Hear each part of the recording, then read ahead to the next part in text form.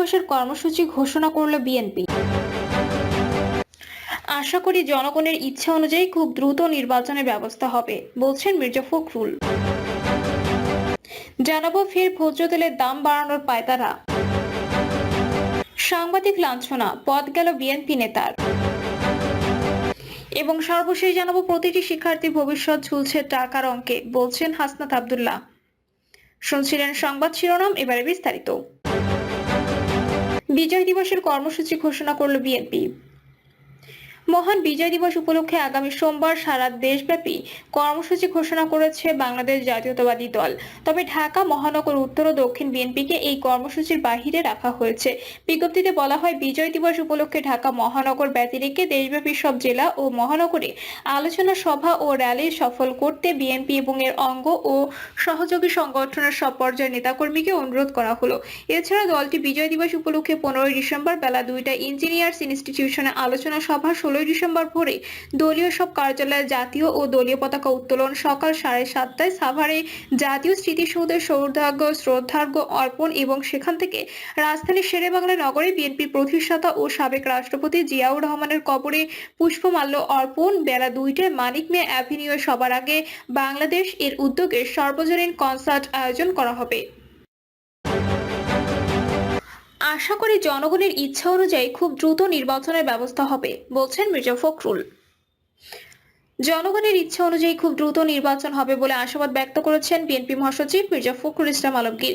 সকালে মিরপুরের শহীদ বুদ্ধিজীবী স্মৃতি সৌধে 1971 সালে শহীদ হওয়া বুদ্ধিজীবীদের প্রতি শ্রদ্ধা নিবেদন করতে যান মির্জা ফখরুল।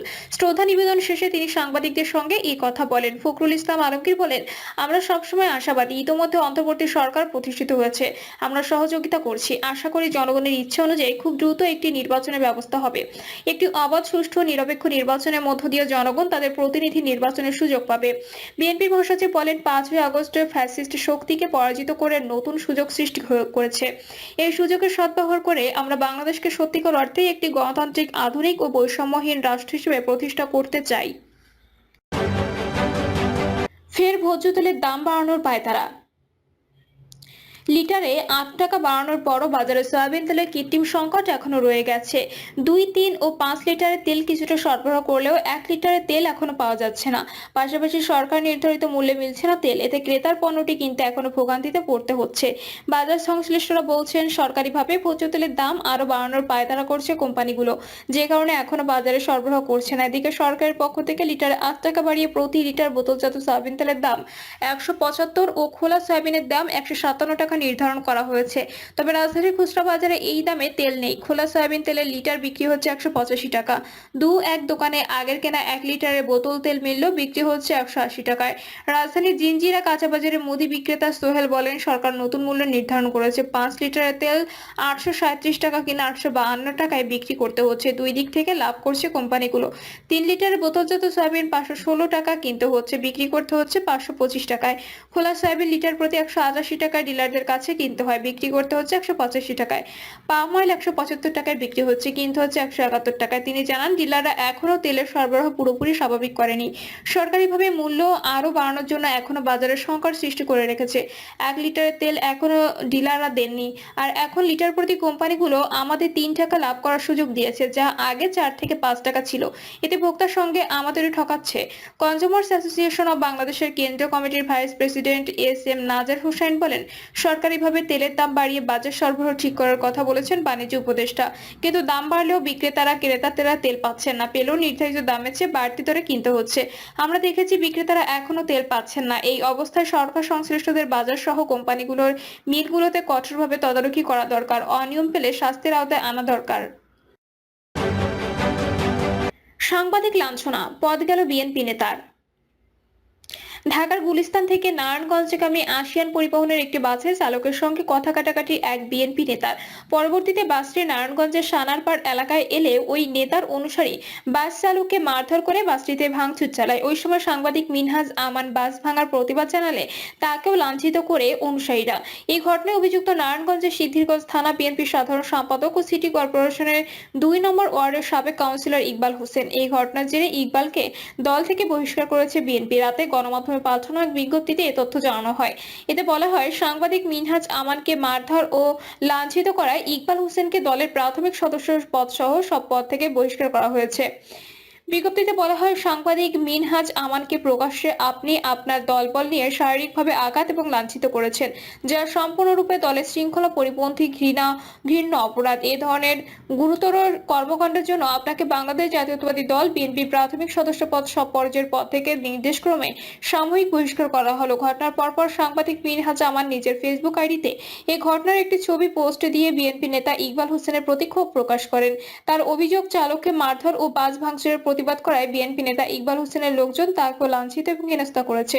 ফেসবুক স্ট্যাটাসে সাংবাদিক মিনহাজ আমান লেখেন, ড্রাইভারের সঙ্গে তর্কের জেরে পিটিয়ে গাড়ি ভেঙে ভিজিটিং কার্ড ধরায় দিয়ে গেছে নারায়ণগঞ্জ সিদ্ধিরগঞ্জ থানা বিএনপি সাধারণ সম্পাদক ইকবাল হোসেন। আসল নেতা বলতেই হয়, প্রতিবাদ করতে যে আমার অবস্থা নিয়ে বলতে চাই না, লজ্জায় মাথা হেঁট আমার, 2000 শহীদের দেশ সেটাই। এদিকে ইকবালের বহিষ্কারের খবর ছড়িয়ে পড়লে স্থানীয়রা দীর্ঘদিনের ক্ষোভ প্রকাশ করেন। তারা জানান, গত 5ই আগস্ট শেখ হাসিনা সরকারের পতনের পর বিএনপি নেতা ও সাবেক কাউন্সিলর ইকবাল মূর্তিমান আতঙ্কে পরিণত হয়েছে। তার বিরুদ্ধে কেউ মুখ খুলতে সাহস পেত না। ইকবাল তার ভগ্নিপতি ও স্বজনদের অত্যাচারে অতিষ্ঠ হয়ে ওঠে এলাকাবাসী। তারা আরও অভিযোগ করেন, নারায়ণগঞ্জ সিটি কর্পোরেশনের 2 নম্বর ওয়ার্ডের কাউন্সিলর নির্বাচিত হওয়ার পর থেকে ইকবাল হোসেন ও তার স্বজনরা ওই ওয়ার্ডে বিভিন্ন সেক্টরে চাঁদাবাজি, সন্ত্রাসী, ভূমি দস্যুতা, দখল বাণিজ্য সহ একছত্র আধিপত্য বিস্তার করে। এসব অপরাধ কর্মকাণ্ড পরিচালনা করতে ইকবাল হোসেন এলাকায় বেশ কয়েকটি কিশোর গ্যাং থেকে শুরু সন্ত্রাসী বাহিনী গড়ে তোলে। এসব নিয়ে এলাকায় একাধিক হামলার ঘটনা ঘটলেও ইকবাল ও তার লোকদের বিরুদ্ধে আইনের আশ্রয় নিতে কেউ কোনো সাহস পায়নি। স্থানীয়দের অভিযোগ, আওয়ামী লীগের শাসনামলেও ইকবাল সিদ্ধিরগঞ্জ থানা আওয়ামী লীগের সাধারণ সম্পাদক হাজী ইয়াসিন মিয়ার ছত্রছায়ায় এসব অনৈতিক ও অবৈধ কর্মকাণ্ডে মেতেছিল। প্রতিটি শিক্ষার্থীর ভবিষ্যৎ ঝুলছে টাকার অঙ্কে, বলছেন হাসনাত আব্দুল্লাহ।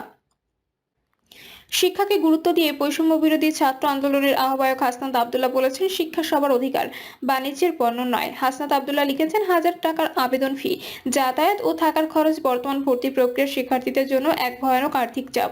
প্রতিটি শিক্ষার্থীর ভবিষ্যৎ ঝুলছে টাকার অঙ্কে। তিনি লেখেন, মেধার মূল্যায়ন নয়, বৈষম্যের দেয়াল টেনে দিচ্ছে এই ব্যবস্থা।